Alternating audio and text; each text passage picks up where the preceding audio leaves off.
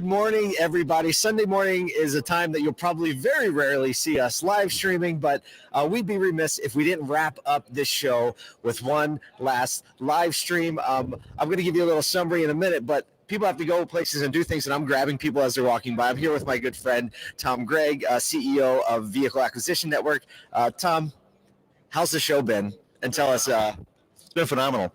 So the key takeaway for us has been relationships, both internal within our team as well as connecting with other dealers, other vendors, industry people. It's been phenomenal. So how do you say relationships? What do you mean by that? Like within your team? Within our team. So we're a remote workforce. We have people all across the U.S., Canada, and South America. So it's good to connect in person for the first time in quite a while, not only for our team, but also for other dealers. I didn't even think about that. Like a lot of these teams, and especially in the tech companies, work remote. So this very likely is the first time you've met some of your people?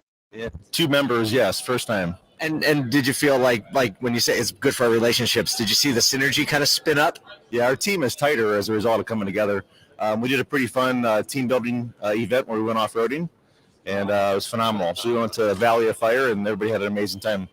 How far is that from here? About an hour. So it was a 5.5-hour tour. Daniel, make a mental note. Valley of Fire, going off-roading. Next time we're in Vegas, seems like something we need to do. Tom, going into 2022, everybody has change and transition on the brain. Feels like everyone's starting to hone in a little bit, though, on their focus and direction. What's your advice to the vendor community on how you think their mindset should be set going into 2022? Connections, again, just kind of parlaying on relationships, connecting with dealers. Also, we see the interaction with other vendors connecting. So in our case, connecting with other parties, other vendors to be able to provide a product for the dealers. Parting words. No parting words. Parting words are this. How can people get in touch with you or your company? So with me, my phone number, I'll give it out, 773-416-5100. Website is buywithvan.com, and my email is tom@buywithvan.com. So it's buywithvan.com. VAN, Vehicle Acquisition Network. Tom, thanks. I know you're running somewhere when I grab you. Have a great show. Travel safe. Okay, we have a couple other guests. We've been wanting to get this gentleman on. How are you, man? Colton Ray, one of the best people in the business, one of the smartest guys, definitely the best glasses. Alan didn't hear me say that. We're going to pull Alan in because we need to bookend our interviews with Alan. We're going to pull you in a second because Alan was the first person we interviewed on Thursday, or actually it was Friday morning. But Colton, Fuse, there's a lot of talk around what you're doing. Yeah. You are kind of like, I can't even believe it's me in this position right now. I'm so lucky to be here, and Paul, even speaking to you and your team, and your announcement this morning was incredible that I saw. I just feel blessed that I'm here today. So I'm here for the week. It's really incredible. All right. So what is your feeling as far as the way dealers are viewing the process and the transactions that are happening, all the changes and trying to streamline, get tech to work together? How do you feel that after the show? Are you more hopeful that more dealers are catching on? Oh, absolutely. I'm super hopeful right now. Dealers are, they're asking. I apologize, Paul. Live stream. When we live stream, anything goes. It really does. I see dealers, we've created all this technology in this business over the last 2, 3, 4, 5 years that really enable our customers to start the transactions online. But the reality is, I think there's been a hole missing for all of us dealers that, when the customers hit the store, we go, well, what do? We don't use that technology. It's not exclusively used in our stores. It doesn't kind of mix and match with our processes. So what we're finding right now is Fuse, at least the people that have been introduced to Fuse, they're really loving what they're seeing, and they're seeing it as this great bridge between what happens online and what happens in store. And we're actually so excited. We actually launched our digital retail tool also this week, which is pretty good. Little announcement. Yeah. You've been working on that for a couple of weeks. Been working on that for months. Well, congratulations on a successful launch. Last question. Yes. What is the one thing, the one kind of North Star that dealers should have in mind as they go ahead in 2022? Give me a North Star. Yeah, we got to make it easier for our customers to buy cars. So that's going to be a few simple things in my mind. Price your vehicles, right? We got to stop pricing our customers. We need to give customers payments in an automated fashion that's easy for them to absorb the information, easy to understand. The three things I think customers are always asking for is, especially right now, do you have it? How much is it? But what's it really going to cost me? Which is, what's the payment going to be? And we need to give that up front. We need to stop with this estimation deal that we've been doing for years. And the last piece is, we need to be able to move as fast as the customers want to move. So the time that it takes to transact this historical 2 to 3 hours, because that's really what it is. How can we reduce that to minutes, or at least move as fast as the customer wants to move? And I think we're going to be able to do that through technology with some of the providers like Fuse here in the market now today. You've put a little bit of thought into this. Yeah. Thanks for sharing some of your thoughts. Have a great trip home, and thanks again. I appreciate you. And last but certainly not least, almost like we planned it. Exactly. We're going to bookend our interviews at the show with the one and only Alan Crutch. So when I saw you in the beginning, you were all bright-eyed and bushy-tailed. You don't look too bad. You look like you made it through all right. Technically, I'm about 8 years older after 4 days at the show. But other than that, I feel good. It's like, what's that M. Night Shyamalan movie where they like try to get off that island and they just age out real quick? Is that what NADA does to you as a vendor? Totally aging out right now. So what is anything surprise you this week? Anything that you learned or anything you observed saying like, oh, I didn't expect that?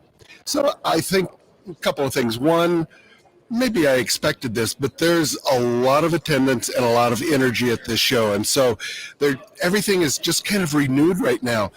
EVs are being embraced. I mean, this is accelerating more every day, the way people are planning for an EV future, to market them, serve the customers that are interested in them. So that's a huge change that's going to affect a whole bunch of parts of the industry. So I see that. The other thing that I'm seeing is that, we've been talking about modern retail tactics for 10 years, and it's been a very small group of people that cared to talk about it. And I would say it's either the daring or the desperate that wanted to talk about one person selling the car or fixed pricing, those type of things.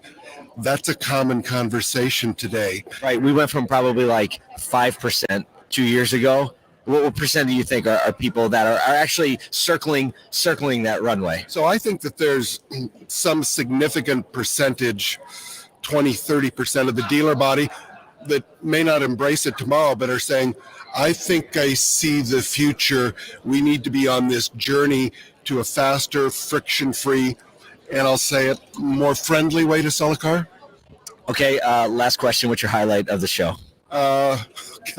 I know somebody asked me that this morning, and I had a really hard time answering the question. Yeah, so, typically you go to, I saw a cool product or something like that. I'd maybe go the other way and say, I think the kind of energy of the people here. I was sitting with a friend of mine who's a Ford dealer, and he'd come out of the Ford meeting, and I said, what do you think? He said, I think Ford still likes dealers, and I think Jim Farley knows where this company's going. So it's excitement that the people have, look in their eye, the renewed enthusiasm after a couple of, although very profitable years, tough years personally. So, I think it's just good spirit right now. I have to agree with that. Alan, thank you so much for bookending our interviews. Travel safe home. I'll talk to you soon enough, and thank you for all your support of Automotive State of the Union. See you next year. Same time, same place. We'll do it again. Well, we'll be in Dallas. Don't be here next year. Yeah, that could be a problem. I'm excited about Dallas. Yeah, me too. It'll be good. I think actually the air will probably be a little less dry in Dallas, if that's even possible. Yeah. Well, Dallas, one of my favorite cities. It's like LA with cows. As an Eagles fan, I'm going to have a little bit of a hard time, but we'll make do. I'm going to hide Eagles memorabilia all over that city. Awesome. All right. Thank you. Talk to you soon. Thank you, Colton. The palpable energy. People keep saying it over and over. It's the energy, the energy, the energy.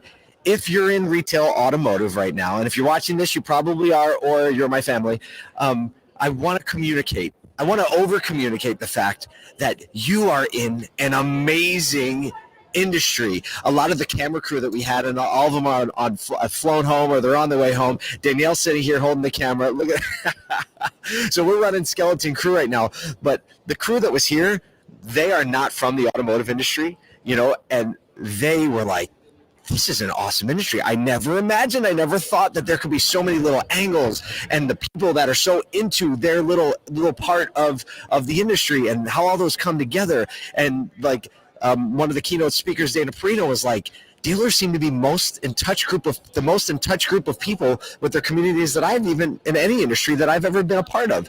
And so I want to leave us on that note, is that the automotive industry, retail automotive industry, is literally like a family that care for one another, that care deeply about their communities, and not only care about their communities, but they actually do. They actually work. They actually provide employment, provide opportunities for those who aren't in the industry. This industry doesn't have any ceiling. We hear that in a lot of industries and sales industries. Hey, there's no limit on the income you can make. But the automotive industry also has no floor. And I think that is just embodies the American spirit, the American dream, the fact that dealers can be made from someone that's starting at the very lowest levels of life. And there's story after story after story of people entering into the automotive world at every stage, some from the bottom, some from the middle, some generationally where it's passing down. And I've even in the generational dealers last night, a little time last night at the Subaru manufacturer's reception, and you see generational dealers who are not only embracing, it's not like, hey, my dad handed me the store and now I'm just the boss. No, we're seeing a new group of typically probably the older Gen Xers and the oldest Gen Xers and the oldest millennials, and they are saying, no, we have an obligation to our communities. We have a deep obligation to our people to have an amazing place to work, to have an amazing experience and care about what you do. So it isn't like, the good old boys club passing down to the next level of the good old boys club. What we're seeing actually is this renaissance of the automotive industry in real time, in the midst of this massive transition in our world and our culture to electric vehicles, to more sustainability, to more inclusion. Like, this is a time that I think we will look back on 20 years from now and say, that is really when it began. Like in the 2020s is when that started. And it's just exciting to be a part of it. It has been my absolute pleasure to share this trip with you. We gave you everything we had. We left it all on the field. And so we hope that you get some benefit from this. We're going to try to get as much of the content out as we can. If you haven't already, I ask that you would please join the email list. That is the backbone of Automotive State of the Union content. And you can sign up at ASOTU.com, ASOTU.com. You can also follow all the social media channels from there. Follow the hashtag ASOTU as well. And finally, we're going to end on, in my opinion, the brightest note that we could possibly end on. You know that Kyle isn't here because he had to stay home because his wife was looking like she was going to have her baby a little earlier than expected. So he stayed home as a precaution, and it was really difficult for him, because we're here running and meeting everybody and all the people that he loves. And then yesterday we got the text. Amanda's going into labor, and he went to the hospital. She was at the hospital just about all day, and late last night, we have a new little Mountsier. Emmeline Mountsier was born. I'm going to try to get the weight. I read it last night. She is 20 and 1/4 inches tall, long. How do they say that? And she's just a little bit over 7 pounds. We have a healthy little baby girl. We have a healthy mama. We have a really happy dad. And just want to give all our congratulations and love to the Mountsier family and the new little baby. And we can't wait to see you soon. And can't wait to have you back. But look, you're doing your good work in order to propel the automotive industry further by multiplication. So on that note, we're going to leave you. Thank you so much for watching the coverage. And we're going to head back to the East Coast. And we'll see you probably tomorrow morning. Talk to you soon. Thank you.